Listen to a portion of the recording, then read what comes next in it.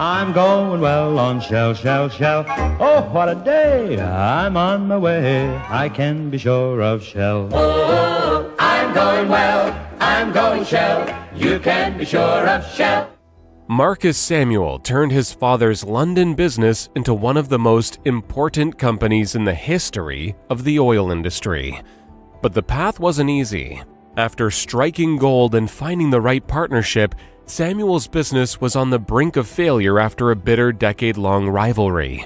But ingenious engineering, sponsorship, and a deep involvement in both world wars ensured it would emerge as one of the top 5 oil companies on the planet, even today.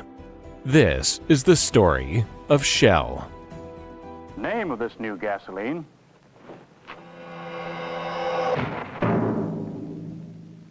Shell Super Regular.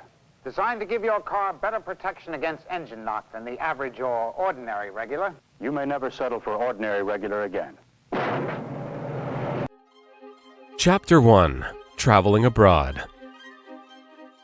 Marcus Samuel was born into a successful London business family. His father, who had the same name, owned M. Samuel & Co., a thriving import-export enterprise with a shop in Houndsnitch that sold merchandise sailors had collected from the Far East, and was known for a popular item in particular: small boxes decorated with painted seashells. Apart from the obvious perks of his wealth, which afforded him an education in Britain, Brussels, and Paris, Marcus was exposed to a world not many British had access to at the time. Throughout Marcus's youth, he was able to travel to the Far East, visiting Siam, the Philippines, China, and Japan, where his father's merchandise originated.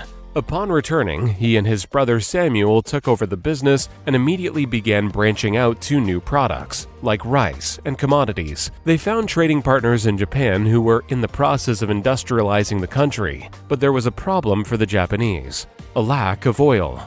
Marcus and Samuel sensed a huge business opportunity, far beyond their father's relatively humble operation.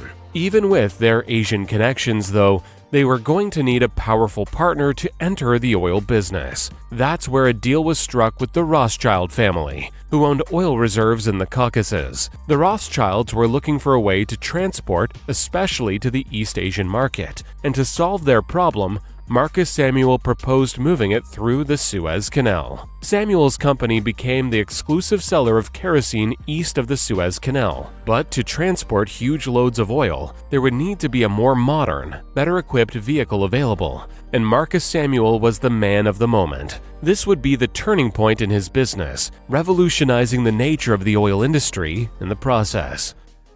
Chapter 2. A Revolution in Oil. At the time, oil was carried in barrels. Apart from taking up large spaces, constant leaking was an ongoing issue.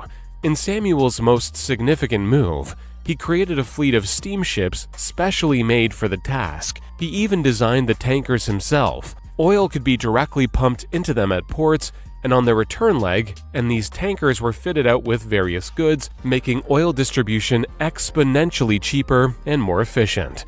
The first of these, named Murex, was the first oil tanker to ever pass through the Suez Canal, a watershed moment in global trade.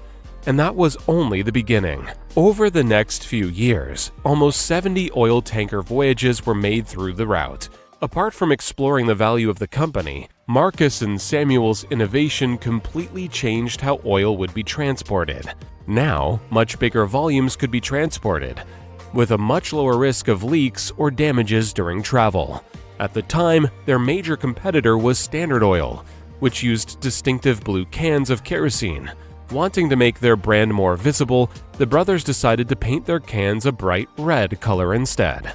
This was successful, and by the close of the 19th century, their kerosene was the biggest part of their business.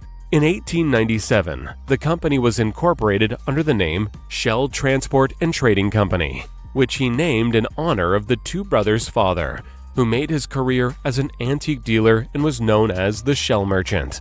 The logo began as a realistic shell design and was slowly simplified over the years. The company's first order of business was to open a refinery in what is now Borneo, but the late 19th century was a competitive time for oil. Chapter 3. The Oil Wars. Just 4 years after changing the company's name, a Dutch rival emerged on the scene, popping up in North Sumatra, named the Royal Dutch Petroleum Company. And working in tandem with the Dutch government, which had taken over the East Indies, these were the two titans of the region, competing for an oil monopoly. Elsewhere, Shell were fighting for their lives after securing an exclusive distribution deal in Texas after oil was found. But less than a year later, overproduction in the area caused the price to plummet, causing huge losses for Shell. Around half of their oil tankers were not being used, and these problems were exacerbated by Shell's regional conflict with Royal Dutch. Shell's trade war with Royal Dutch lasted almost a decade, with both losing out to their growing competitor Standard Oil Company, which was rapidly growing and in the early 1900s controlled 91% of oil refinement in the United States. Recognizing their intertwined futures and that neither would survive continued fighting, Shell and the Royal Dutch Petroleum Company reached an agreement to merge in 1907. They would continue to legally operate as two separate companies, with Royal Dutch taking 60% of control to Shell's 40%. But their deal unified two of the biggest players in the market and consolidated the East Asia market. The Royal Dutch component of the company was responsible for manufacturing and production, while the Shell side was responsible for transportation, storage, and logistics. Marcus was appointed as director of Alliance Marine Assurance Company, but never again would head the company. By then, Marcus had been appointed as an alderman of the City of London, and later Mayor of London, overseeing the creation of the Port of London Authority. What survived was the name he and his brother had come up with.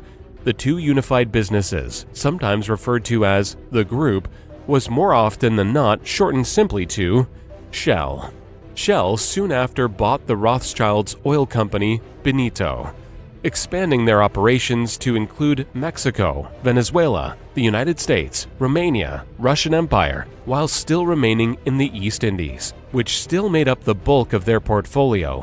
But as a global technological revolution was kicking into gear, and the battle for oil supremacy was going to be waged in marketing just as much as it was over land.